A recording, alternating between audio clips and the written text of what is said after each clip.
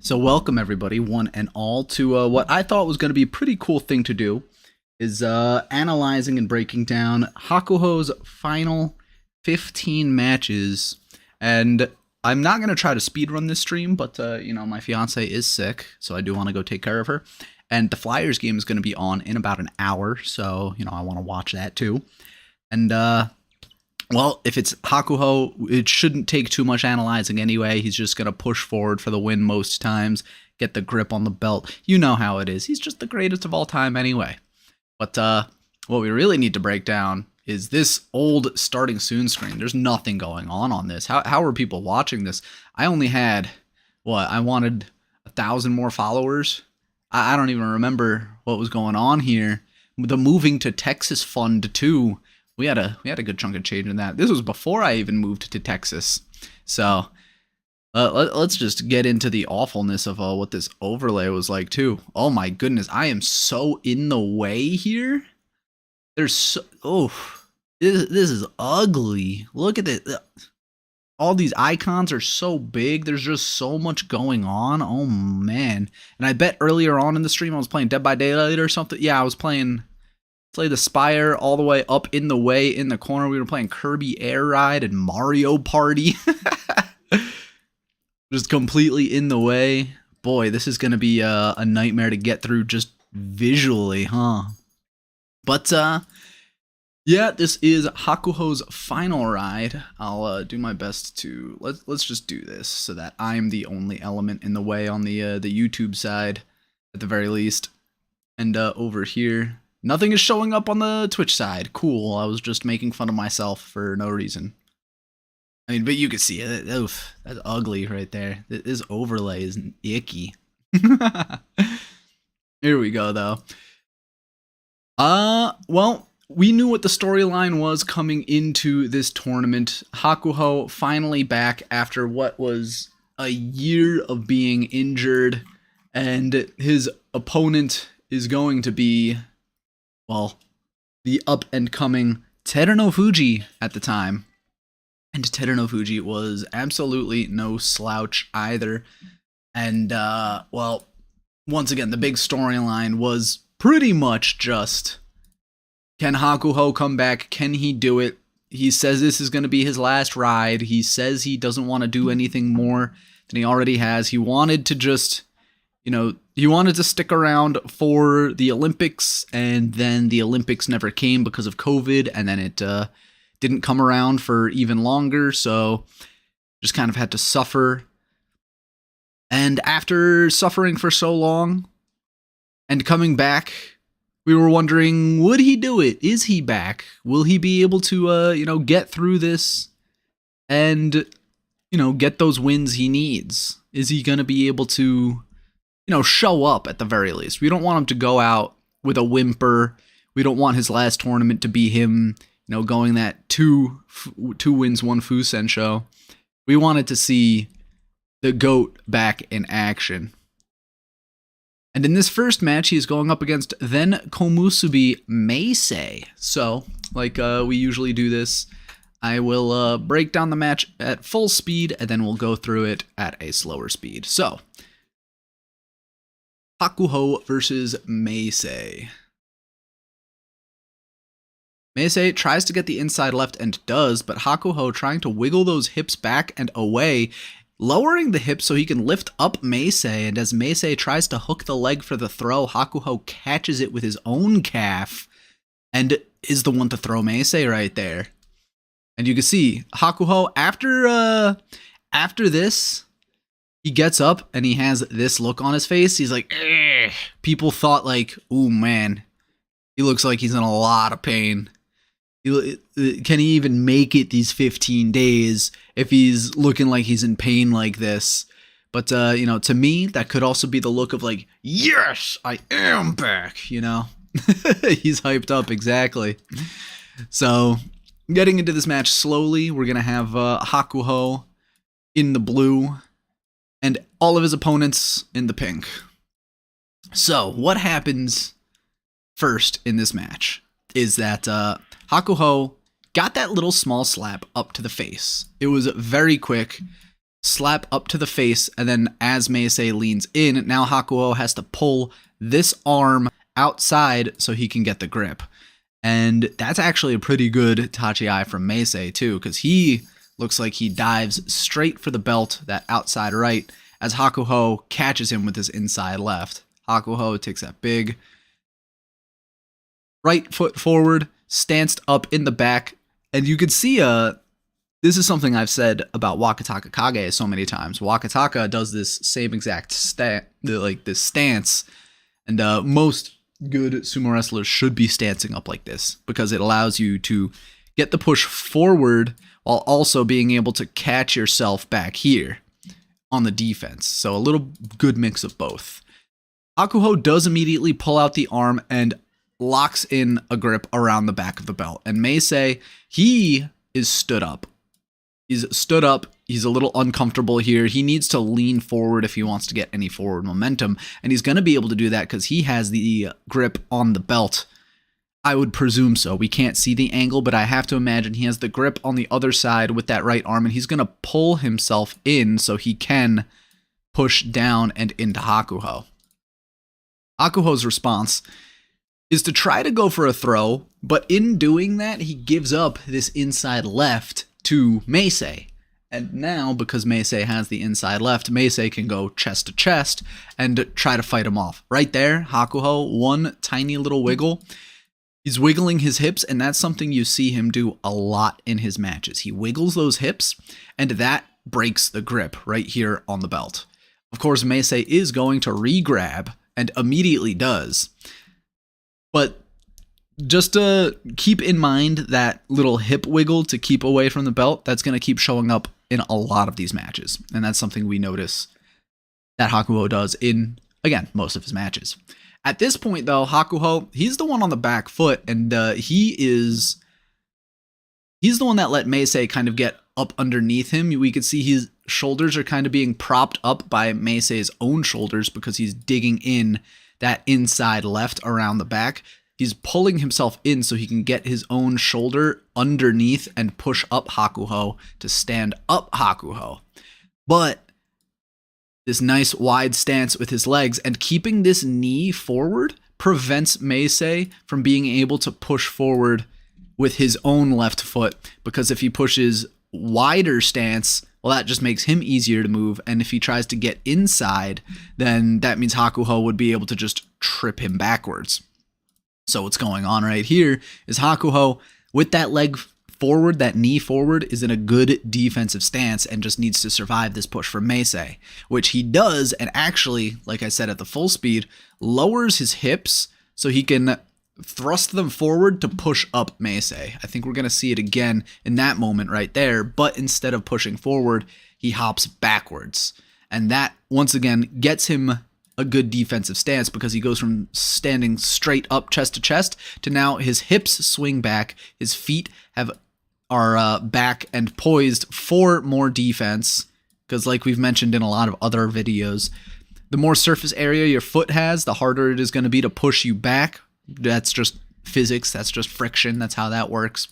And from here, Meisei is actually going to go not on a direct push forward, but they're both crab walking each other this way to the right, or Meisei's left at the very least. And I think that's because Meisei, with this inside right, outside left combo, wants to try to rock Hakuho to the right, but Hakuho, his feet are already ahead of that throw attempt. We can kind of see this belt is being pulled up, and because of that, we know that he's trying to, make Hakuho go to his left so he can try to go for the throw, but Hakuho knows it and he's walking along with it. So because of that, this is where Meisei is about to take that step forward, and this is where he tries to hook the leg so he can bend Hakuho backwards. Right here, this leg hook, he wants to pull Hakuho forward so he can lean forward and go down on Hakuho. But Hakuho uses his own inner leg to twist upwards and be able to twist Meisei onto his own back. And this is both men trying to throw each other at the same time. And when that happens, it kind of comes down to just better technique and better footwork. So keep an eye on the feet down here.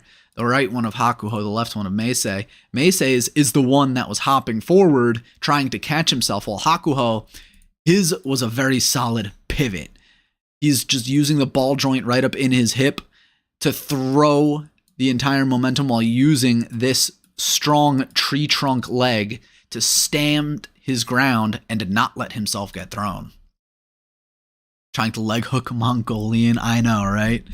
And this is where Hakuho, inside left, I think the inside left on the belt too gets him a little bit better momentum, because even though the outside right is a good throw for any sumo wrestler, that inside left gets Meisei just a little bit closer to the ground. And here they do land in such a way that Meisei very obviously loses. He's the one that got thrown. You can even see it in the momentum. Meisei is the one who got tossed over to the side and onto his back, where he wanted to go forward. Hakuho said, no, we're going my way. Woo-boom. And we can watch it again at full speed too, just because it's such a great match. But good push forward from Meisei. Hakuho standing his ground, trying to thrust forward, walks along with Meisei, who tried to go for the throw. And then at the last second, when Meisei did try to lock in that throw, that push forward, Hakuho's right leg is a strong tree trunk that he uses to pivot the throw himself. So fantastic first win for Hakuho. But again, we know that he was just hyping himself up with that weird face he made. A lot of people were saying, oh no, he's in pain. He might be hurt. Will he survive the 15 days? We all know what happens in the end. But we also know his next opponent is Endo. And even though Endo was a little bit more powerful later in the year against Yokozuna Terunofuji, we get to see Endo doing quite piss poor against the Yokozuna Hakuho here. The head-to-head is 14-2 in favor of Hakuho, by the way, against Endo. Oh. So let's go for this full speed first. Hakuho goes standing up at the Tachiai, going for Tsupari to the head, and when Endo tries to lock in the inside right, he pulls back for a Katasakashi. And that was exactly to Hakuho's game plan right there. Perfectly done. We can watch it again at full speed. Hakuho is going to stand up and go for Oshizumo, because as a Yokozuna, you should be good at both. And when Endo gets the grip on the belt, Hakuho attacks by pulling, and Endo gets pulled right on out. It's all according to the game plan. Now, usually, Hakuho, he'll either go for the elbow across the front, or he'll go for a slap to the head and then to the outside belt. But here, he opts for shoulder and forearm, or rather elbow and forearm up on the shoulder of Endo, because he's committing to this Oshizumo right off the bat. This is not anything you want to do as a Yotsuzumo wrestler unless you want to immediately grab her on the head and pull down. No, what Hakuho is doing with this forearm is he is already committed to pushing Endo away and going for a slap fight here. And that's exactly what happens, because we know Endo wants to go for the belt. After that push away, Hakuho immediately pulls his arms back and starts going for slaps to the head. Just little cat slaps to the head and the face, trying to control the flow of the battle. And, well, I know we are covering Hakuho here, but Endo actually does very little in this match, because this is all Hakuho, basically. Hakuho is the one controlling the flow. He's the one that's taking the defensive step back right here. You can see that little left foot going back as he rears forward for another couple of slaps. Endo's stance is like, he's got a frog stance set up as if he's ready to take on a Takakasho thrust forward. Like, he's on the defense right now. I think what he's waiting for is Hakuho to push forward so he can either deflect him or turn him to the side or just catch him head on with this stance. This is not an offensive stance. You can't really you can shuffle forward, but Hakuho is the one that has the charging stance. He's got that leg foot forward. He's going to be able to follow up with that next big knee leg going forward as well. He can take the big step and put his whole body into it, whereas Endo, this is a very defensive stance. He's fighting very afraid of the Yokozuna. So when Endo does shuffle forward and grab the belt, this is where Hakuho has him right where he wants him. Hakuho is going to, well, he already kind of has the head, the arm wrapped around the back of the head, and he's going to pull Endo forward. Because Endo, now that he has the belt, he's going to try to attack by getting chest to chest, by getting that Yotsuzumo, and Hakuho still having him at an arm's length. Like you can even see right there, he gets the forearm inside again so he can keep Endo away from that chest to chest. And so when this happens, that's how he pulls. Gets the arm with that outside left, keeps him, again, stays away from the chest to chest, pulls this arm outside left, and he nearly gets the slap down right here to the back of the head, but Endo, nice defensive stance, slides to catch himself right there, but he's still just going to get pulled forward and out of the ring. This is not a very winning situation for Endo right here. And Hakuho, knowing that that part of the throw is over, he needs to follow up, and he does by pulling this arm out and then giving him a nice pat on the ass so he can stumble forward out of the ring. Really well done from Hakuho right there, controlling the flow of battle and knowing exactly the moment to strike. Very good stuff from him. A hungry hamster. We actually saw it in the last match. This was the day where the hungry hamster was actually out of the tournament against Ichinojo. Let's see. Here it is, yeah. Speaking of the hamster, Itachi eyes Ichinojo and then gets slowly walked out of the ring.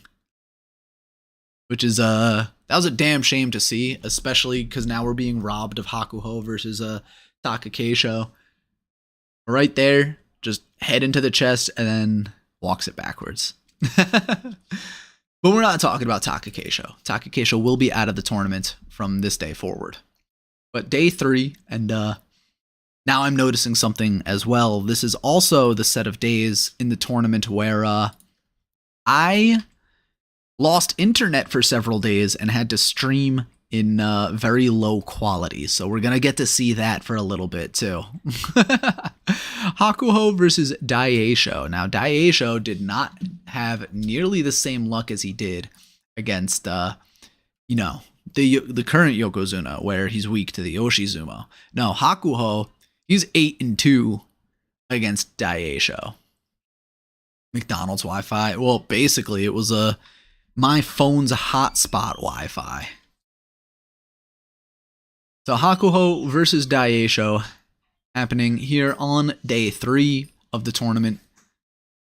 And this was after Daieisho won the Yusho that January as well. So it's not even that far away from Daieisho being on fire. And we were hoping, can Daieisho become an Ozeki? Can he turn this tournament around, show up against the Yokozuna here? The answer is going to be no, and we're going to see why. Hakuho goes for the slap to the face, gets the arm throw immediately. And Daieisho, the man who usually opts for the Oshizumo, gets caught immediately. Because we know Daieisho, he likes to go straight up, hands to the face, hands to the throat, and try to, wheelhouse that over and over and over again. Right here, though, Daieisho gets deflected with a little bit of a slap to the side of the head, and then Hakuho locks in this left arm around the back, catching him. And that's the thing that Hakuho is so good at. Controlling the flow immediately off the Tachi-ai. He controls how the battle is going to go. That little slap to the side of the head of Daieisho slaps him enough to the side that Hakuho catches him immediately, and that Daieisho can't keep at the arm's length that he usually wants to be at. And Hakuho, he's hugging him. He's holding him in really tight. Like, look, that grip around the elbow, this grip around the back shoulder. Hakuho is not letting him go. Hakuho is giving him a big old hug, and then he's going to pull. He's going to pull him down to the ground. Right here, he gets the throw because shoulder up underneath the elbow. There really isn't much to say about this. Shoulder up underneath the elbow, pulling this arm back, making sure the Oshizumo wrestler is now in Yotsu, which he absolutely hates. And getting this throw is as simple as 1, 2, 3 for Hakuho. No contest. Really quick win. And, this is kind of a blink and you miss it. Oops. And I don't even think I was that enthusiastic in my casting of it, too. But yeah, that was Hakuho on day 3. Looking great. 3-0. At this point, people were still worried. People are always going to be worried about Hakuho because it's like, injured, old, goat, whatever. Takayasu ever win a Yusho? At this point, I think it's slipped through his hands so many times, and he's also getting older that I don't think he can. And that's very unfortunate to say, but I just don't think it's going to happen. Day 4, what happens here? Nagoya Day 4, Super Scuff, it says.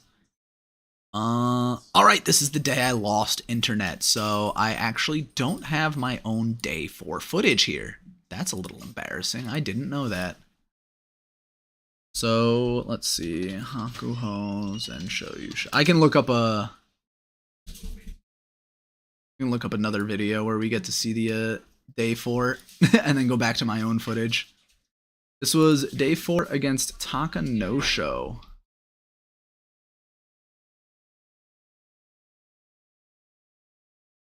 Yeah, because I'm playing DBD and then the stream crashes. And then I just don't come back for the rest of the night. I forgot that. I forgot that even happened. But we'll borrow from this YouTube video by Misalet Sumo. Hakuho versus Takanosho. They're using the NHK footage. Hopefully I don't get murdered for this. So I do have to switch up the display over here just a little bit.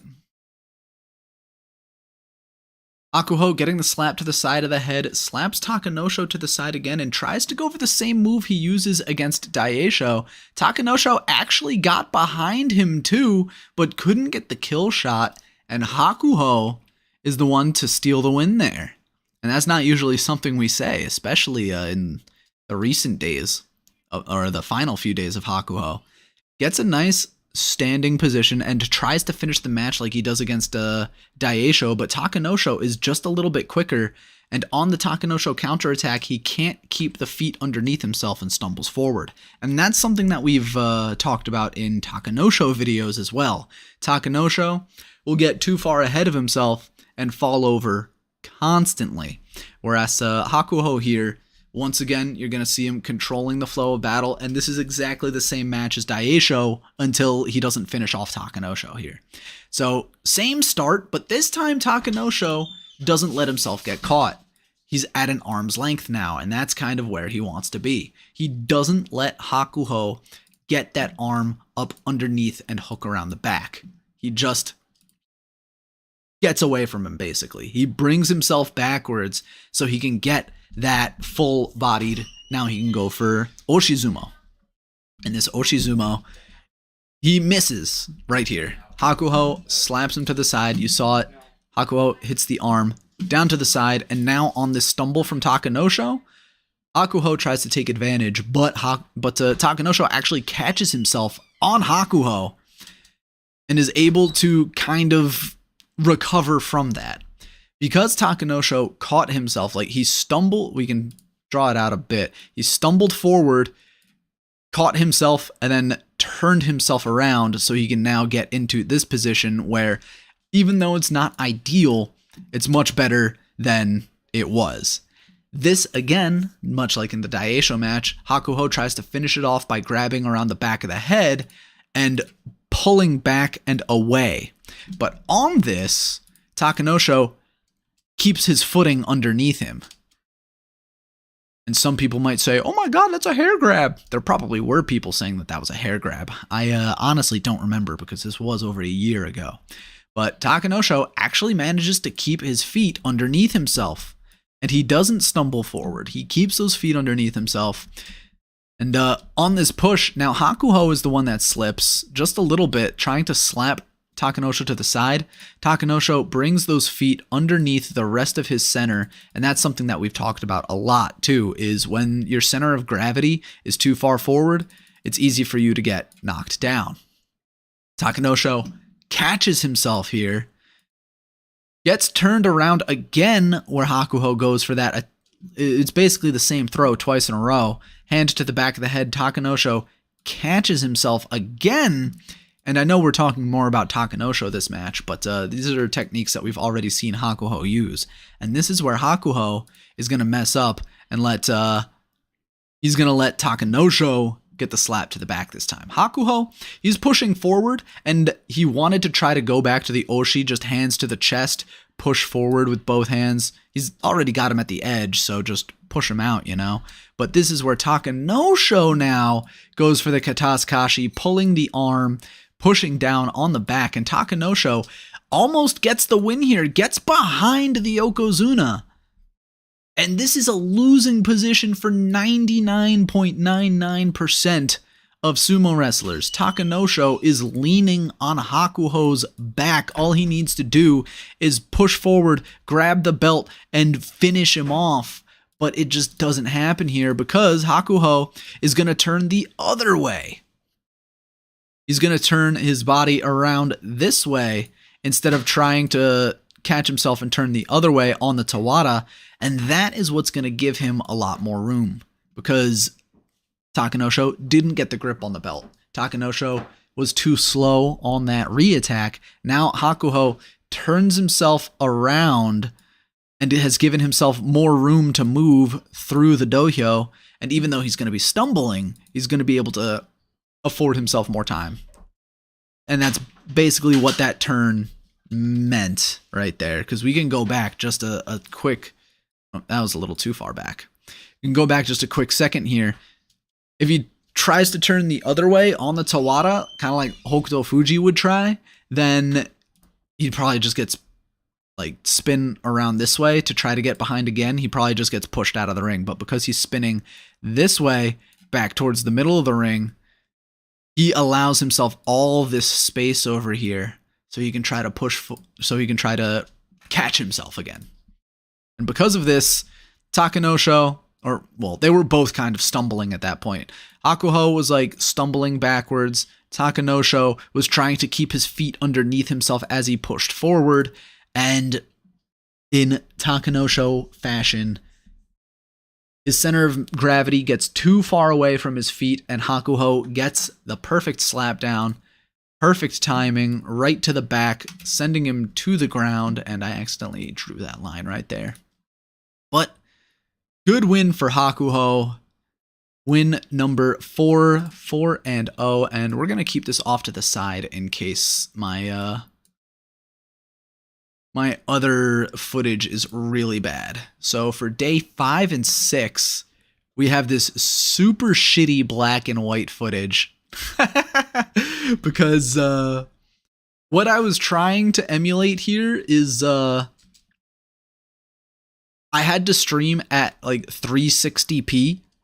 And because I had to stream at 360p, I was like, you know what? If we're going to be a low quality stream, then we need to kind of lean into that joke. Because again, I was streaming with no internet and I was using my mobile hotspot to stream.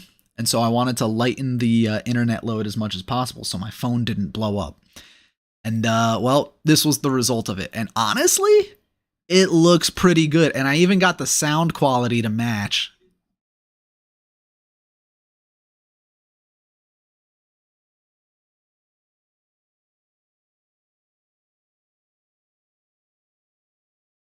And it was laggy as hell.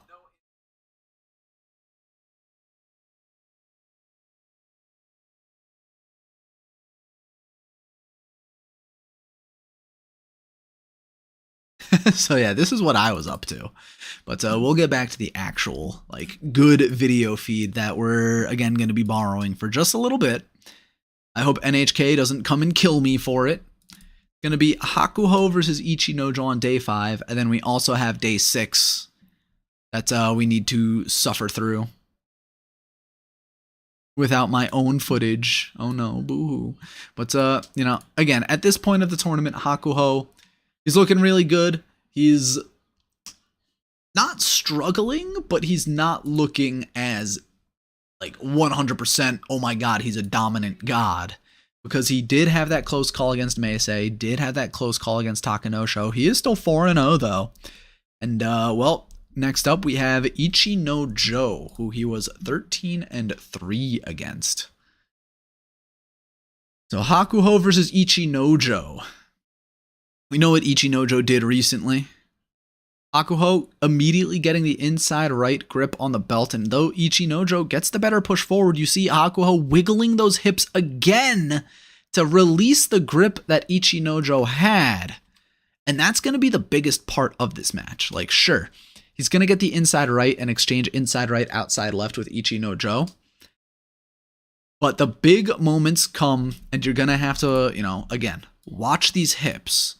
Just watch those hips. Those hips don't lie. Those Hakuho hips. After Ichinojo gets a really, you know, good push forward, Hakuho, he's going to start wiggling his hips, and when Ichinojo releases this outside left grip on the belt, this is his only lifeline, because we can't see it on the other side, but from what we see in the finish, I think Hakuho has the double inside, so Ichinojo needs this grip. Once, there he goes, he's wiggling, he's jiggling, and this is where the match is over. Just those few seconds of Hakuho jiggling. Watch it again. Jiggle, jiggle, jiggle, wiggle, wiggle, wiggle, and he breaks out of the grip. Jiggle, jiggle, wiggle, wiggle. I'm Jerry Jiggler. That's everything he needs to break out of the grip, just over and over again. Just watch those hips. I swear, Mom, I'm not gay. Just watch those hips. He breaks the grip, and then, well, it's a double inside push for Hakuho. Sure, Ichinojo does attempt a throw here, and we can see that because he's pulling this shoulder forward and trying to, you know, toss Hakuho down, but he's in such a horrible position, and he has nowhere to go but backwards. And it was all because of that hip wiggle. Now, day 6, once again, we'll be borrowing footage here. Hakuho versus Hokutofuji, and then we'll go back to my own footage after we regain internet after the 3rd day of not having it, which that was super annoying. And if I had to deal with that now, I would cry, because I don't have, you know, just 50 viewers anymore on my YouTube streams. I would be so upset. But here we go. Hakuho versus Hokutofuji here on day 6. Hakuho getting another slap to the face as he's pulling back and gets the slap down. Not exactly the same way he got it against Daieisho, and not exactly the same way he wanted it against Takanosho. But it was still that classic anti-Oshizumo kind of thing where he keeps them close, pulls back, and slaps down. Still wonder where Hakuho's legacy would be if Asa Shoryu didn't retire so early. They would probably both have like 33 Yusho. And they probably would have just gone back and forth with each other, honestly. Time to look into the 5G home internet. 5G? And give myself brain cancer? Hell no. Here we go. We can watch this at full speed again. Hakuho keeping him close and then stepping back and slapping down. The thing that mattered most in this match is the fact that Hakuho never lets Hokutofuji stand up. He never lets Hokutofuji go up with his arms and chest. He keeps him bent down and slaps him down like that. So just watch. Hakuho gets that slap to the face again, and now is keeping Hokutofuji away. And seeing Hokutofuji leaning forward like this, we know Hokutofuji likes to push forward, and he's not too much of a... He's more of a Takakesho-esque Oshizumo guy and not too much of a Yotsu guy. So we know he wants to keep charging forward like that. Hakuho gets the grip underneath, and this is something we see a lot. Again, Hakuho knows that Hokutofuji is pushing forward, so Hakuho is going to stop resisting, oblige, and pull him down the way he wants to go. And we're going to see this right here. He steps back, slaps to the back of the head, and even though Hokutofuji is doing a good job of keeping his feet kind of shuffling forward underneath him, like, he's going to take the step, he's going to take the step, he's going to take the step, but Hakuho keeps him down. Hakuho is going to keep slapping and slapping and slapping until Hokutofuji just walks himself out of the ring. And that was another really quick match from Hakuho right there. Standing up, slap, slap, slap, slap. All to the back of Hokutofuji, who was not given an inch to breathe. Slap, slap, slap, slap. Slap, slap, slap, clap, clap, clap. So Hakuho, 6-0 at this point, and we do know that he is fighting easier, well, air quotes, easier opponents at this stage of the game. Oh no, my secret projects were revealed on my desktop. Please don't tell anyone about my secret projects, like my wedding and my audition videos. But here we go into the halfway point of the tournament. I'm on the Hakuho train. I'm like, yeah, he's going undefeated. Kind of ironically, like in the back of my head, I'm like, who is he going to lose to? Like, is he ever going to lose? Is he going to pull out? Is he going to go like 10 wins and then pull out? Like go 10-0, pull out and retire? I don't know. We had no idea what was happening with Hakuho in these matches. Hakuho had an easy Basho no matches versus Tochi no Shin. Well, you're not wrong. He also had matches against Kotoeko, Chiotairyu. Oh, that was when Kotoeko and Chiotairyu were massively over-promoted. So they legit stood no chance. But this is going to be one of the most interesting matches of the decade. And that is not an exaggeration. And why? There we go. Full screen. It's legitimately not an exaggeration. This is going to be one of the most interesting matches you may ever see. Hakuho versus Tobizaru.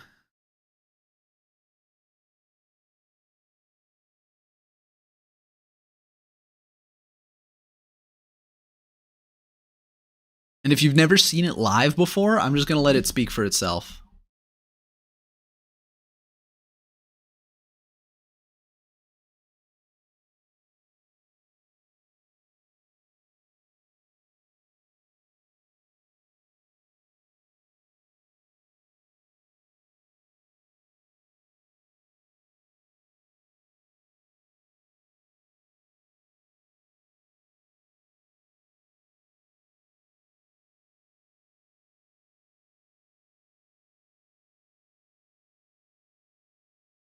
That was a false start, even though it wasn't a false start.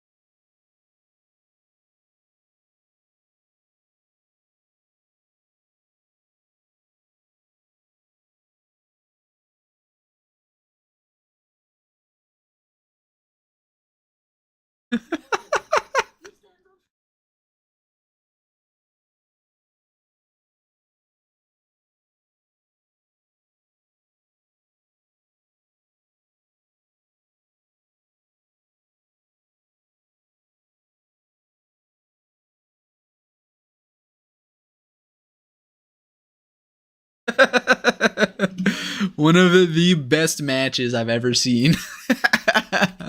But, we laugh at the ridiculousness of it, but this was the smartest way Tobizaru could do it. Like, this was the smartest possible thing Tobizaru could do. He knows he cannot fight Hakuho, like, straight on, one-on-one, gripping the belt and all that. He knows he can't do that. He knows for a fact that he cannot take on the Yokozuna, so he has to try to resort to this kind of trickery, which the people really like it when a smaller guy, a lower ranked guy, has to kind of do this kind of thing in order to try to find a win. But this was actually, like, from Tobizaru's perspective, this was the best he could possibly do, and it's a damn shame that this is the first and only time we will ever see these two fight in the ring. Because if Tobizaru got smarter, if Tobizaru had a little bit more quickness, we could see even more interesting, super technical matches between them. And again, you might think it's silly, but Tobizaru being far back means Hakuho needs to approach. When Hakuho approaches, that's when Tobizaru wants to try to find an in. Hakuho leads with the elbow up to the face of Tobizaru. And when he does that, Tobizaru tries to, get a grip anywhere. He's just feeling it out. He literally has no idea what to do. And this is how it's going to devolve into a slap fight. And this slap fight, Hakuho controls mostly, which is why Tobizaru will back off later in the fight. Hakuho is the one that's getting the hands to the face. Like, you kind of see it. He's gripping the face and, like, shaking him a little bit. He's getting solid strikes to the chest, whereas Tobizaru is just trying to deflect these attacks. Like, he's putting his hands up and he's trying to deflect the attack, parry the attack. And we honestly have no idea what he might be looking for before actually, like, going full on an attack. And that's why this match is so weird and interesting, because Hakuho, he's going for just straight Oshizumo. He's in that good offensive stance, like I mentioned before. You look at these legs. He's got this nice offensive stance, and he's just going, like, he's not even really throwing his shoulders into it too. He's just kind of hand fighting. He's throwing his arms forward. And right there, getting a little bit of a grab on Tobizaru. They're slap fighting each other even more. Hakuho is trying to control the match, and Tobizaru getting away from that potential grip around the back. This is where it devolves again. Like, Hakuho right there, he's like, hey, fight me, dude. That feint from Tobizaru and Hakuho not even flinching is the funniest thing in the world, too. Because Hakuho knows. Hakuho fights against Enho. He practices against Enho and Ishiura, two smaller guys. So Hakuho is in his element here. He knows that Tobizaru needs to get tricky, as does his stablemates. So that feint right there, that just glances off of a brick wall. It's hilarious. Tobizaru, he's probing.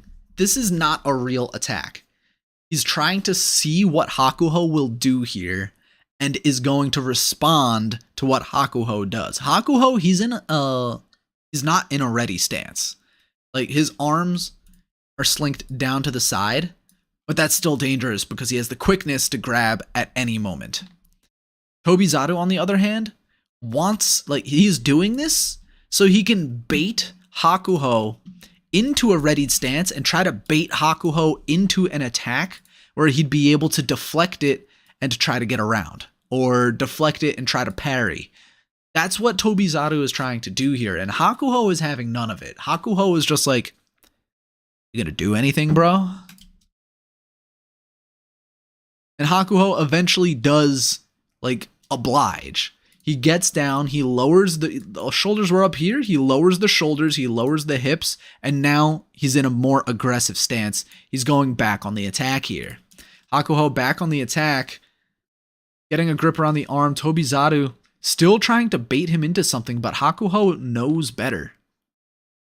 Hakuho simply knows better. Tobizaru, we can see it just in this head-to-head right here too. That hand on the shoulder is very dangerous because he could easily slip it inside or use that to push Tobizaru back. And Tobizaru, we see this position a lot too. This head-to-head, the hand on the forearm, exchanging hands on the shoulders, that kind of thing.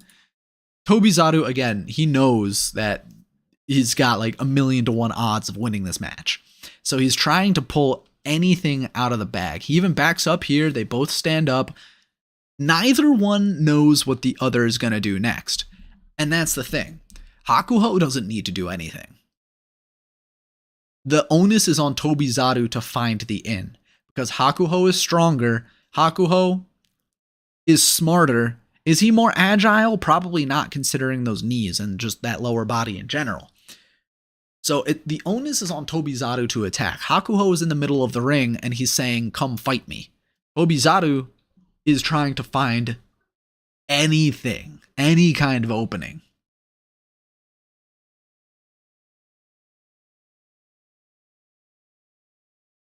Tobizaru still probing forward. Finally gives up this grip because I don't know if Tobizaru thinks that the optimal grip is to try to go right hand inside around the back. But either way, Hakuho immediately counters it, grips the arm, pulls it up into the armpit, which if you've seen any of my other breakdown videos, we know that pulling this arm up into the armpit basically makes it useless. And then from here, Hakuho is just going to get a grip on the belt and go for a throw. Just basic throw.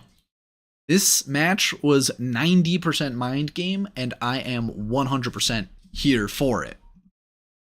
That was the creativity that Tobizaru needed to try to find. He just couldn't find it. And Hakuho, again, knowing that the onus, like, it's basically, Hakuho doesn't need to do anything and he will win. Tobizaru was the one that needed to take a risk, because Tobizaru knows he just can't win straight up. At this point in the tournament, again, we're kind of making fun of the fact that Hakuho has had an easier, air quotes, easier schedule. But these matches, you know, he's no slouch, you know. At the same time, too, we just saw it in, we just kind of saw it right there. Terunofuji undefeated as well. And it's at this point, the halfway point, that we're kind of talking, will these guys be undefeated going into the final few days? Some people are saying no, Terunofuji's knees. Some people are saying no, Hakuho's knees. Some people are saying, nah, both of them are going to drop out. But here we go. Hakuho versus Kotoeko against another small guy. And I do remember this match because I give a lot of praise to Kotoeko for basically putting in as much effort as humanly possible. Undefined at Leo Dickinson VT. Hello, if you need real, free, and high quality service to increase your viewers, check streamdetails.com. Top streamers already use it. Where are my mods? Hey, give me a free trial, dude. Alrighty, sorry about that. But Hakuho versus Kotoeko. It's another Hakuho versus small man match. Immediately gets the grip, and Kotoeko, fighting back from the Tawada, tries to get the double inside, and by the time he does, it's a little too late. But off the Tachi-ai, Kotoeko doesn't do too bad, you know? Hakuho, slap every single time. Well, not every single time, but pop, slap to the face. And then in the next frame, grip around the back. And that's the thing, too. We see Hakuho, he's lower than Kotoeko. Kotoeko is like a head shorter than him. But Hakuho has lower shoulders and lower hips than Kotoeko because he went down and up. Whereas Kotoeko, after that slap to the face, kind of got popped up. And so from here, Hakuho gets the grip he wants. Kotoeko tries to pull away to prevent the outside left from getting the grip on the belt on Hakuho's outside left. But this is where Hakuho basically pulls him in so they can exchange grips on the belt. Now, Kotoeko does a decent job defensively here, trying to keep his hip away from the belt or from the hand of Hakuho. But it does get locked in when Kotoeko starts pushing forward. And from here, because Kotoeko doesn't have a grip on that outside right, you know, we've seen it a lot of times. Hakuho can go for a throw with this right hand. So Kotoeko, knowing that he needs a grip on the belt and knowing that Hakuho also doesn't have a grip on the inside, but again, he can still just like pick up Kotoeko and throw him, manipulate him however which way, Kotoeko is going to try to pull this arm inside. And that's usually a death knell for a lot of sumo wrestlers, because when you do that, you're basically giving up the grip on the belt at that moment, and you need your arm to slip inside. Because when you pull this back, you're losing a lot of pressure on that right side, Hakuho's left side, and that's going to allow Hakuho to get chest to chest and then start pushing forward with a dominant belt grip. No, I know, next frame is the E button, but it's not exactly the next frame. Kotoeko does try to mitigate that problem that I was just talking about by pulling his entire body back so he can get space, so he can try to get the double inside. And it does work just a little bit, but he doesn't make enough space. He didn't retreat far back enough. He didn't pull those hips far back enough. And Hakuho still has the grip, and that's what wins Hakuho the match here, is that grip on the belt, pushing forward and getting the win and bowling over that Oyakata. So just another really strong match from Hakuho against, truthfully, Kotoeko should not have been this high up the Banzuke. He was way over promoted, but even then, Kotoeko did his best against the Yokozuna, and it wasn't an awful look. It looked like a standard Hakuho match, if anything, which means you probably did pretty well for yourself as the opponent. But yeah, at this point, both Hakuho and Terunofuji are 8-0, and they are on that collision course for that day 15 Zensho Yusho final. Here we go. Even Shodai was not doing too hot. He's 4-4. Well, 5-4 after today. Hakuho versus Chiotairyu, and this is going to be a do-nothing match. Because what happens in this match is Chiotairyu thinks a mata is about to be called, but the mata isn't called. Watch.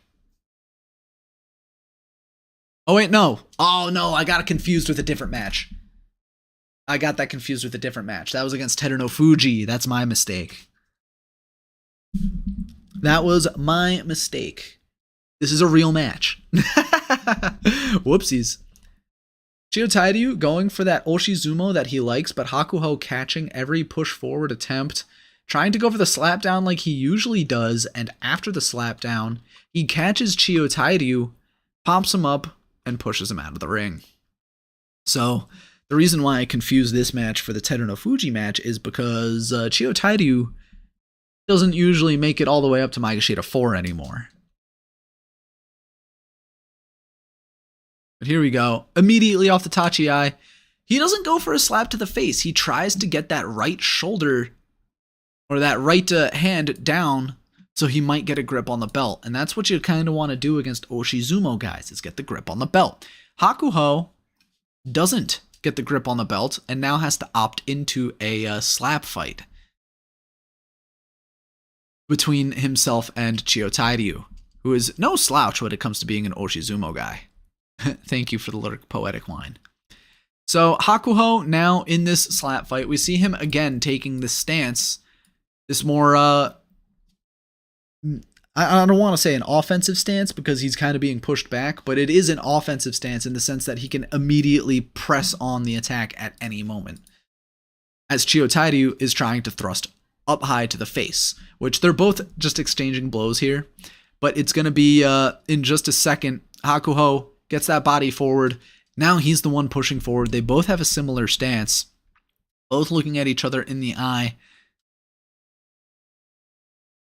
And it's simple Oshizumo. There really isn't much more to it. Hakuho is deflecting all of these attacks. Chiotairyu is trying to go in for another attack right there, and that's where Hakuho catches him. Chiotairyu didn't expect the slap to the back of the head here, and after the slap to the back of the head, Hakuho catches him and then escorts him out of the ring. So that slap, like Hakuho easily could have shifted his weight, slapped him down, and got out of the way for the slap down in the middle of the ring. But after that slap, turns out Chiotairyu doesn't move. Chiotairyu has a nice, strong stance against that slap. That's not how a knee is supposed to be drawn. But Chiotairyu has a strong stance against that slap, a nice wide stance, and after that slap down doesn't work, he's going to pop himself back up so he can keep attacking again, you know, those windmill strikes. And there's a gnat flying around my head. It's a little obnoxious. But that's where Hakuho immediately jumps in. Like, that was blink of an eye. Hakuho goes from, like, stanced up, his hips back here, square against his opponent. Like, there's his little head in the top knot. Square against his opponent to, like, boom, diving in, getting this grip under the arm, and getting the simple push out. And in a move where you would expect him to get the slap down, Chiotairyu resists the slap right here, and then boop. There was a little bit of a slip for Chiotairyu there too. Watch that outside foot, our right, his left. After that slap, he kind of catches himself, but slips it back. So Hakuho forcing the mistake, forcing that slip, and taking advantage of it by catching his opponent. So after this, his next opponent is Okinoumi, which that is technically his last easy opponent, and I use air quotes on the easy because Okinoumi is no slouch. He does go toe-to-toe with the Yokozuna.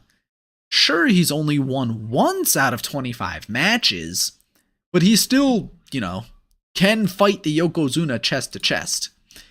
Once again, at the same time, Terunofuji is also undefeated. And at this point, people are talking about, like, hey, Yokozuna run, 10-0, undefeated, Yokozuna run. Is he going to be a Yokozuna? You showed at the last tournament. Is he a Yokozuna yet? And we wouldn't get that answer until day 13.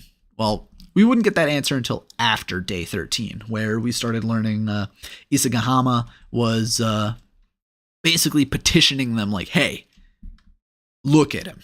Give him Yokozuna. I can make a stock command if you want, Poetic Wine. But here we go. Hakuho versus longtime veteran budget Hakuho, Okinoumi. Okinoumi does get caught immediately off the Tachiai, and admittedly, in Okinoumi's weaker performance against the Yokozuna, it seemed to be that inside left not gaining any ground lost him that entire match. And we can see it again right. Slap to the face, and after that slap to the face, Okinoumi, his left arm is going to go into the chest and not onto the belt. So this slap, he wanted to come this way, but this slap right here deflects him off course, and now he's coming this way. And that basically wins the match right off the Tachiai, because from here, Hakuho goes chest to chest. And that's the thing too. Hakuho slaps, like, if I want to draw it out as if it's happening head on, he slaps to the right and then leans his shoulders to the right as well. That way he gets like full bodied motion over here. He's leading his opponent to his left so he can immediately get that outside right on the belt. And that's what happens here. Led his opponent to the outside left, gets the inside left as well around the back, because Okinoumi, he wants to exchange that inside left, outside right. But Okinoumi's arm right here, that's the wrong color. Okinoumi's arm right here gets caught, and instead of opting for the belt, Hakuho, instead of opting for the belt like he usually would, he chooses to lock in that arm of Okinoumi instead, which is the wiser move because, like I mentioned before the match, Okinoumi can go chest to chest against Hakuho, although he will eventually lose. The path of least resistance for a Hakuho win is to lock in that arm so he can't use it and push forward. And now by the time Okinoumi does lock in that left hand, look at his feet. His feet are already off balance. He's getting led off the screen this way. He's got no footing to speak of by the time he gets the grip on the belt, which if you have poor footwork, then you're going to lose every match. But, Okinoumi was doing fine up until this point, but no footwork by the time he manages to get his grip, and Hakuho easily Yorikiris him. And fun fact, after starting off 5-5, Okinoumi would then lose the next 5 to go 5-10. Next up is Komusubi Wakatakakage on day 11. And I don't have my water over here. So excuse me for a moment while I go get something to drink.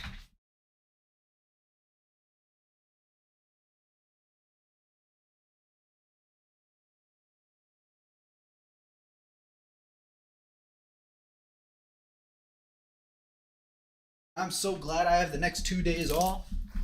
My weekend has begun. We're starting it with sumo and hockey, which the hockey game is going to be starting soon, actually. It's the Predators versus Flyers.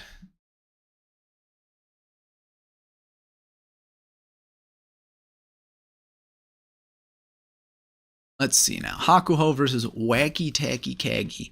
Now, this is a tournament that I call back to pretty often because Wakatakakage and Meisei debuted at Komusubi in the same tournament, but they've had wildly different arcs afterwards.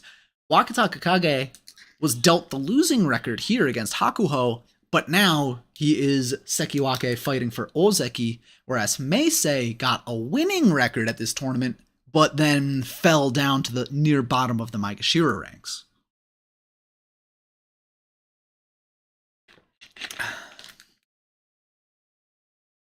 What are you saying, Andrew? Oh, yeah. There's a second me in the background. So, what's happening here? Well, Wakatakakage is going to lose. But let's check out why.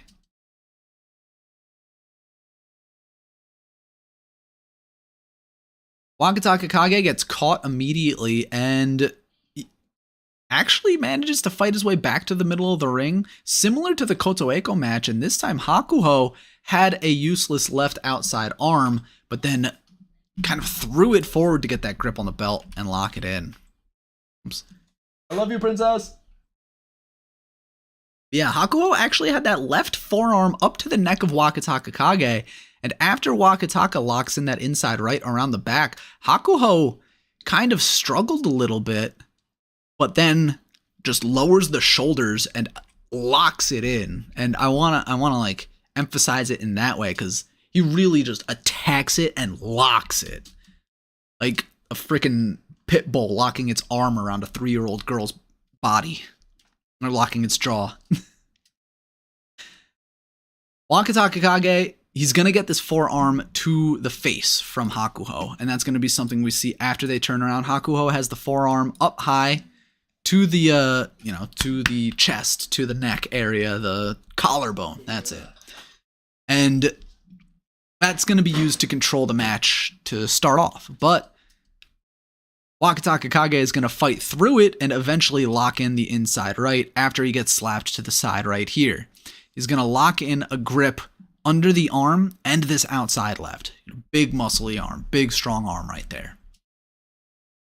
Hakuho, though, with the way he's leaning forward, he's on the push, and Wakatakakage, like, it almost looks like he's going to get speared to the ground right here, but he manages to catch himself and,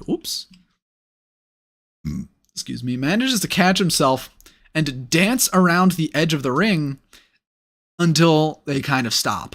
But eventually, what we're going to see after they kind of, Wakatakakage keeps walking it backwards so he can catch himself, Hakuho walking it forward until he takes this arm and he's going to, at the same time, lower the shoulder down and lock the arm on the belt. And we're going to see that in a couple of moments right here. We don't have a good angle for it, but Hakuho getting stood up now, Wakatakakage trying to control the flow of battle. It's going to be locked in right in just a second. Boom, right there. And that attack finishes the match. And I say finishes the match because up to that point, Hakuho was the one in control. Wakataka did have a good defensive right inside, but boom, right there. Hakuho just had all the momentum going forward. He had the better stance. He had the inside right himself. Wakatakakage actually lost that outside left himself. So from that point, it was just super strong, chest to chest. Nice win for Hakuho.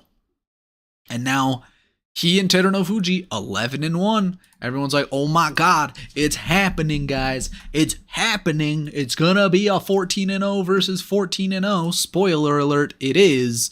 But it's the journey there that makes it even more exciting. And look at my big dumbass model in the way of the screen. I will say though, like having my model be bigger, I kind of took that from other VTubers who, I think it's a psychological thing. Because when I play a video game or when I'm showing something else on screen, I want that to be, you know, the full display, right? I want that to be the biggest thing on the screen. But when other VTubers make themselves the biggest, or even just streamers in general, whenever other streamers make themselves the biggest thing on the stream, it's not about the game that they're playing. It's about them. Even if they're doing like art or playing a video game or doing whatever else, like, I feel like when you make yourself bigger and in the way like this, what I'm doing right here, you're trying to make it about yourself. It's like, oh, I'm just trying to show off the art. I'm just trying to show off the model. It's like, I'm just trying to advertise myself. Which, sure, as a streamer, you should advertise yourself.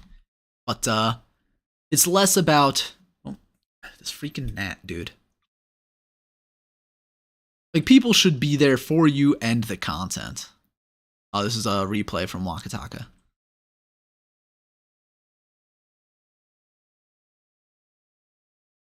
Alrighty, here we go. Finally, a worthy opponent. The currently failing Ozeki Mitakeumi versus HAKUHO.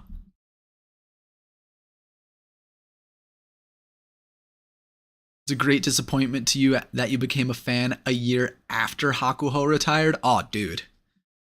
You missed out. Like, I became a fan, sure, the last few years of his journey, but it's like becoming a Black Sabbath fan when they're on their 30th farewell tour. We can still enjoy Hakuho, though. He's going to be a stable master, so we're going to see a lot more of him. Yes, I am running both of my models. Why? Oh, wait, no, not the one in the background. That's from the old VOD. Or do you mean the one on YouTube and Twitch? Here we go. Hakuho versus Mitakeumi. Let's stop dilly-dallying, because I do want to catch that hockey game. And if the Flyers win, that would be a great start to my weekend. Catching Mitakeumi immediately with that inside right on the belt, and Mitakeumi trying to wiggle those hips away, now pushing forward, getting stood up, turned around with that grip on the belt. Mitakeumi has his back to the Tawada, and from here, it shouldn't be that hard for Hakuho, but he is taking his time with it. He knows Mitakeumi is quite powerful and can resist the push, but he waits for Mitakeumi to go on the attack, and that's going to give up that hip. And I feel like I can skip ahead to that point because the rest of this match is kind of slow, and it is just classic Hakuho here. He fakes the slap to the face, and he uses this right arm to dive inside. So instead of slapping to the head like he usually does, he doesn't do that, and he pulls his arm up and then around so he can attack the belt. And because he gets the grip on the belt immediately, at this point, and we're going to see it twice after this, he waits for Mitakeumi to attack before doing anything. And this is the same situation that he was in against Tobizaru, where he's waiting for Tobizaru to do anything. Right now, he's waiting for Mitakeumi to do anything so he could take advantage of it. Because waiting for your opponent to make a mistake is another part of the sport. It's another part of any kind of competition. And right here, Mitakeumi is going to go on the push forward. He's going to use Mitakeumi's own momentum to turn him to the side. And then right here, we're going to see it again. He's going to wait for Mitakeumi to go on the attack, and when Mitakeumi goes chest to chest, belly to belly, that's when Hakuho is going to lock in the outside left. There it is, right there. He waits for Mitakeumi to attack, and then he takes advantage of it. And that's the kill shot. There's nothing else going on in this match except for that. And nice New York Yankee shirt right there in the audience, full display. That was the kill move. That was the kill move from Hakuho. It's not flashy. It's exactly what he needed to do to win. And that's part of the game too. In a lot of, not even just in combat sports, but in a lot of sports and competitions, people will get impatient. And that's what Hakuho is really good at. This is the second match where it's on full display. Hakuho's patience to wait for his opponent to make a mistake. Because sometimes doing nothing is the winning strategy. We saw it against Tobizaru. Locks in that inside right. He's going to wait for Mitakeumi to do anything. Now he throws Mitakeumi. He's going to wait for Mitakeumi to do anything. He's going to get that outside left on the belt. And then he's going to convert that into a win.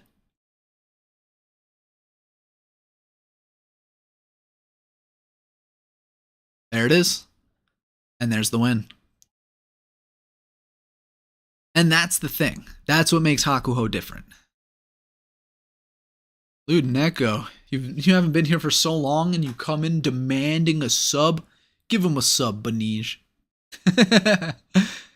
But yeah, that's Hakuho right there. That's classic Hakuho. You don't need to force your opponent to do anything. You can just wait for them to make their own mistake. And that's how Hakuho gets his 12th win of the tournament. I had another really good example in my head, but then I lost it. Nagoya Day 13. Terunofuji versus Shodai. Laldai. Hakuho versus Takayasu. Takayasu needs the win. He was a Sekiwake. Oops. Oh wait, no, this is another replay. Here we go. We know what happens with Takayasu twice in the last 2 years. As a Yusho chance slipped through his fingers. You might be able to say a third time if you count his most recent June Yusho, but he was never really in control of the Yusho at that point. But Hakuho versus Takayasu, a fantastic rivalry that is 20-2 in Hakuho's favor, but I'd still call it a rivalry.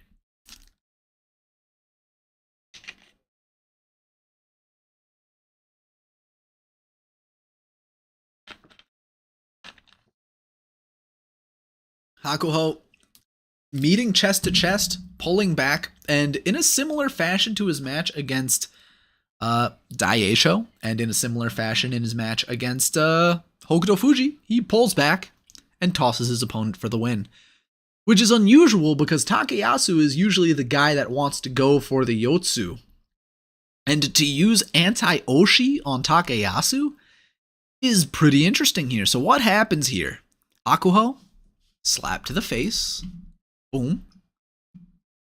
And then after that, Takayasu tries to get this left hand inside on the belt, but Hakuho, instead of trying to get the grip himself, it looks like he's trying to push that arm away in this frame at the very least. But what he also gets is this left arm underneath the shoulder, the armpit right there. And with that, he pulls it back, and that's how Takayasu stumbles. It's a really quick move, and it's really hard to see. But try to watch that left side of Hakuho. I know we don't have a good angle here, but it's a very, very quick move. It could also be a missed grab from Takayasu as well.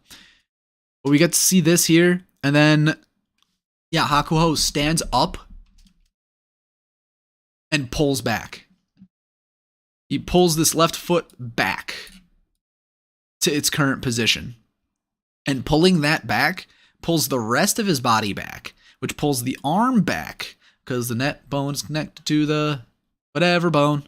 You know what I'm getting at here. He pulls this foot back, he pulls his entire body back, and he pulls Takayasu along with him, and that causes Takayasu to stumble. It's a very quick move, and the throw afterwards kind of doesn't matter because Hakuho basically wins on that maneuver alone. Watch it real quick. Super quick. You can barely see it.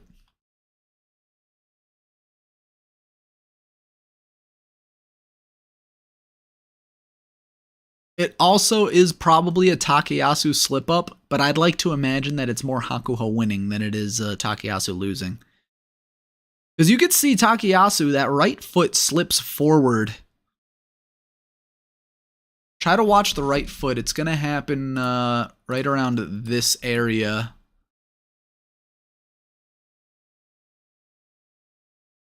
Yeah, that right foot slips forward at the same time Hakuho slips back. So, was that calculated from Hakuho, or was that serendipity? Really? Pretty hard to say. And then, of course, afterwards, if we want to break down how he throws down Takayasu, gets a grip around the arm and pulls. That was a totari. And then, of course, this next match is another funny one. Hakuho's most controversial match so far of the tournament, coming up against Shodai.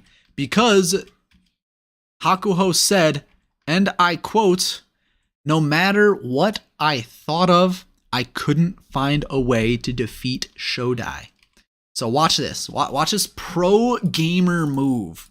Watch this. Watch his feet right here.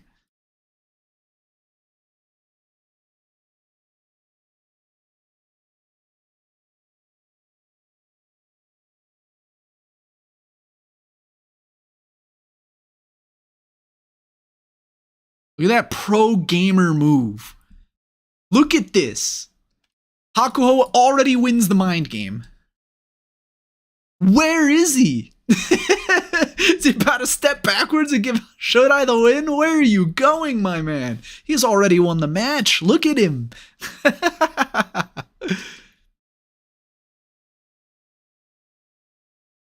Slow to the charge, gets a big slap to the face, gets another big slap to Shodai's face, tries to go for Shodai's belt. Shodai feints inside, but Hakuho, taking it slow against the Ozeki, pushes Shodai all the way back. Shodai lazily goes in, gives up the chest, Yori Taoshi. No, this start has its purpose. It's because, and whether or not it's true, whether or not he thought he couldn't take Shodai chest to chest right off the Tachi-ai, this serves a very big purpose. He's going to walk up slowly and slap the shit out of him. Watch this. Boom! It was so fast it skipped a frame. Slaps the crap out of Shodai and uses that momentum to try to get inside. He doesn't really care that he's lost ground by starting so far away. What he needs is the initial momentum in the fight itself. And that's how you build momentum.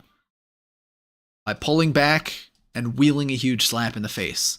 After this, Shodai nearly gets grabbed, so what Shodai does is he's going to back off, and after Shodai backs off, Hakuho is going to deliver another big slap to him, right? It's already winding up. It's already winding up. He's going to go wha-pam! Right to Shodai's kisser. Boom! Right there. And that doesn't even get him a tactical advantage. That's just to shock his opponent.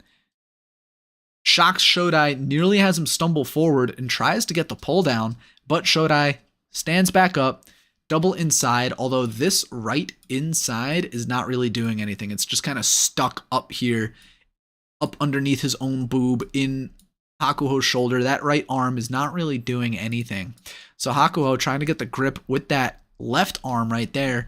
Shodai is going to try to pull back, breaks the grip, that left grip on the belt, and Shodai resets. Now his back is closer to the edge than Hakuho's was when he started. So what can Shodai do in this position? What do you want, Bear? No, you're not going out. So what Shodai tries to do from this position is that little feint. He dives his head down just a little bit, doesn't do anything, because Hakuho is smarter than the average bear. What Hakuho does here is, again, kind of like the Tobizaru match, kind of like Mitakeumi match, probing, letting his opponent make the attack so he can do the counter attack. gets another slap to the face right there, and then he lowers the shoulders and gets a big push. That big push right here against Shodai, you can see again, he lowered his shoulders so he can, put his entire body into it. So he can pull down and bounce up like a spring. And that's the thing that a lot of people need to understand about combat sports in general, is that a strike is a full-bodied strike. You don't just slap with a hand, and if you do just slap with the hand, then you're trying something else. You're not trying to go for damage. You're trying to go for, the Hakuho slap to the side to get momentum. You're the random slap in the middle of the ring just to slap the crap out of someone, When it's full-bodied push like that, it's for getting an advantage here. And Shodai tries to dive forward. It was a lazy dive forward. Hakuho lets him have the outside left here. Hakuho just straight up lets him get his hand on the belt. Because Hakuho is going to lock in the grip right around the back. Because that's what Hakuho wants.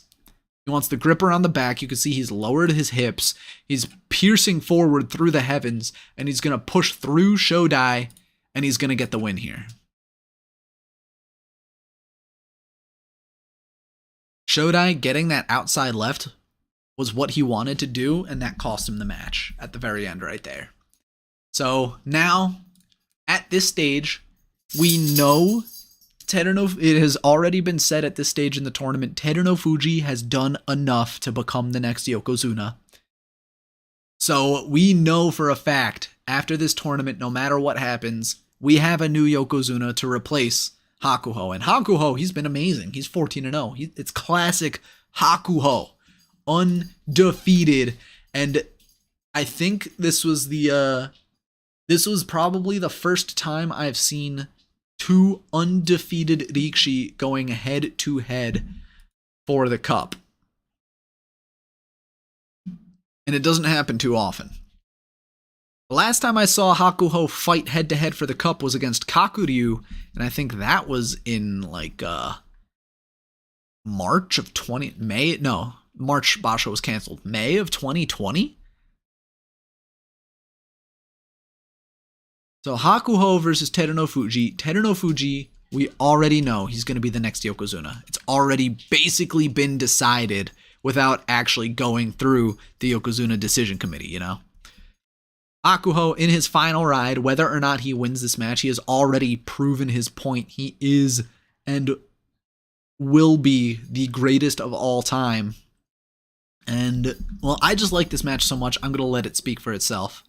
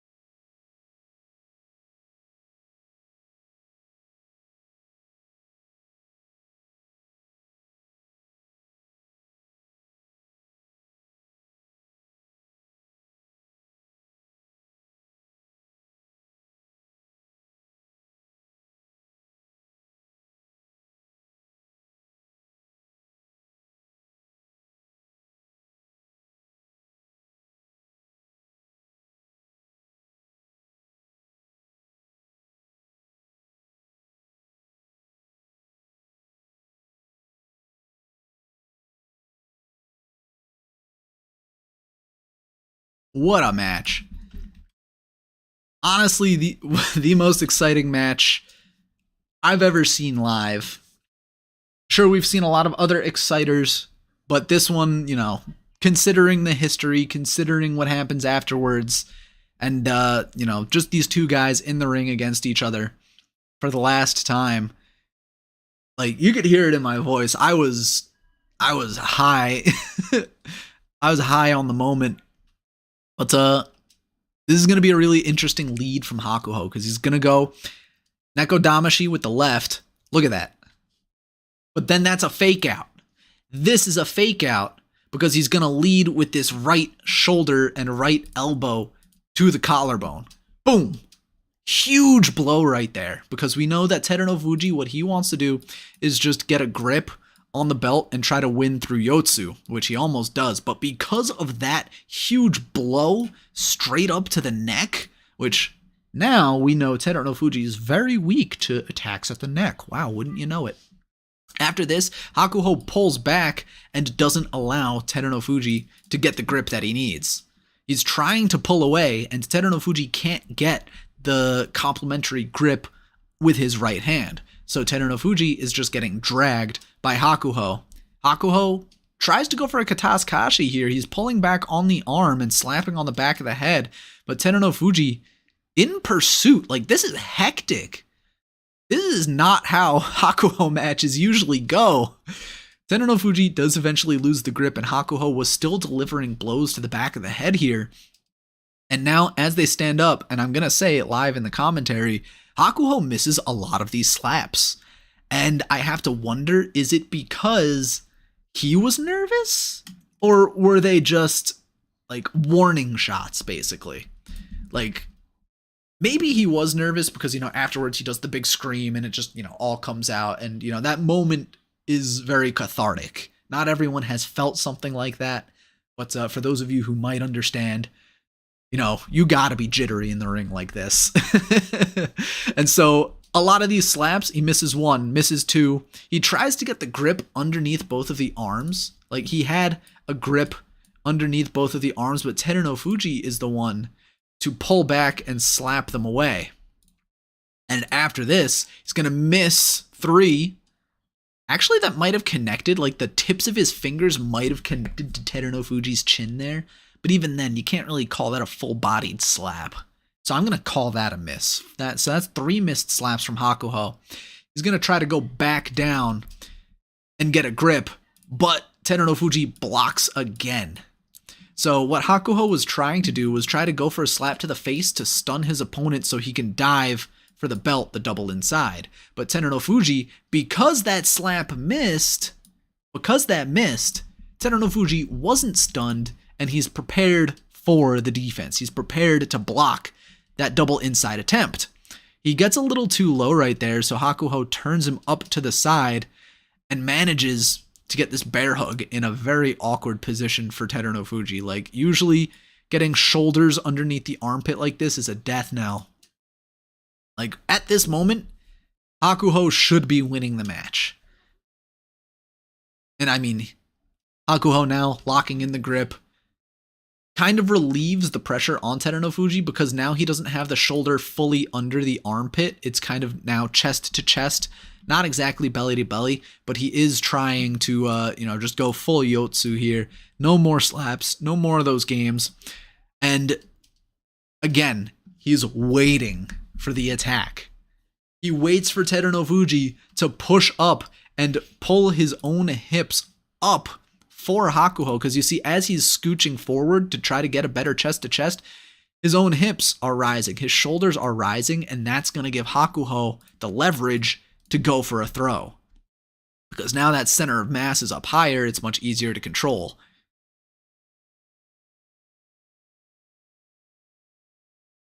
Not to mention the fact that Terunofuji tries to switch the grip on this inside, but again, Hakuho, just like in that match against Mitakeumi, just like in that match against Tobizaru, you wait for your opponent to make the move, you let them make the mistake, and you take advantage. So Hakuho, when Terunofuji tries to get that left arm around, Hakuho goes for the throw. Terunofuji catches himself, so Hakuho gets this double arm grip around Terunofuji's arm, which is still gripping the belt, by the way. And he's going to pull again. He creates separation by throwing the elbow into the face, so now he's reeling backwards. He's taking an elbow to the nose. Like, not many people can take that and keep fighting, So he's going to create separation by throwing the elbow and then pull back violently. That momentum game. You pull, you push, you pull, and you rock your opponent so far off balance that they just stumble forward and fall. And that's exactly what's going to happen here. pulls back for the win. And there were a lot of little things done, like that elbow to the face. A lot of little things done to win this match for Hakuho, which started off really chaotically, which is definitely not something you see from a Hakuho match. Just going through step by step, fake out Neko Damashi into forearm to the throat. Terunofuji trying to maintain the grip on the belt, but he loses it as Hakuho, chaotically slapping at the back of his head, misses 3 slaps, almost a 4th one. Tries to get the hand to the face, gets the grip underneath, and now they kind of want to slow it down again. And they do. Hakuho waits for his opponent to move and make the mistake, and that's where he attacks, right there. Pulling back, pushing, pulling, winning. Hakuho with his final Yusho, number 45. I don't even remember how many Zensho Yusho he has as well, but he has the most by far. Hakuho taking the win, finishing the tournament, and, just nailing another sign in history as to why he is the best. I wanted to say something else, but like putting a nail in the coffin. He's the one going in the coffin. He put his own nail in the coffin there. He's like, let me do it myself, damn it. Let me bury myself while I'm at it. Damn. Because nobody can bury him. But yes, that was Hakuho. And this was my first time kind of breaking down Hakuho's matches. And now you have to kind of wonder how many of his wins are waiting for his opponent to make a mistake. Because there were 3, maybe 4 of those matches in this tournament where he was the one sitting, waiting for that moment to strike. Like a tiger hitting in the bushes.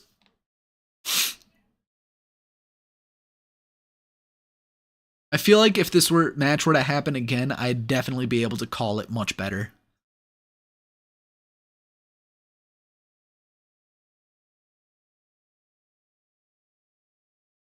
It's been over a year since this match as well.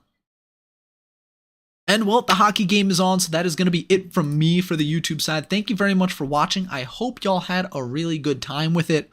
And next week, I don't know if I have any plans for Sumo Saturday, so we might just catch up on a bunch of those videos that the Sumo Kyokai posts.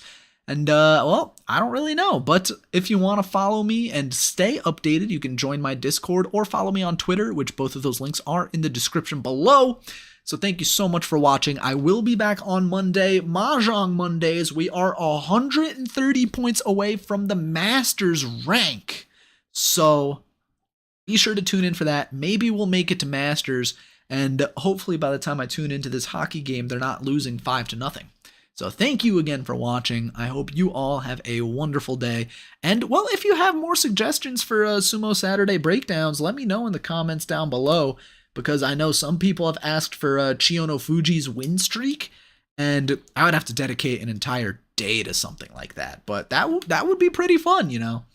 That could be fun. So if there's anybody else from, you know, the past tournament or another tournament that I haven't covered just yet, let me know. And that might be something that we can do together. Thank you very much.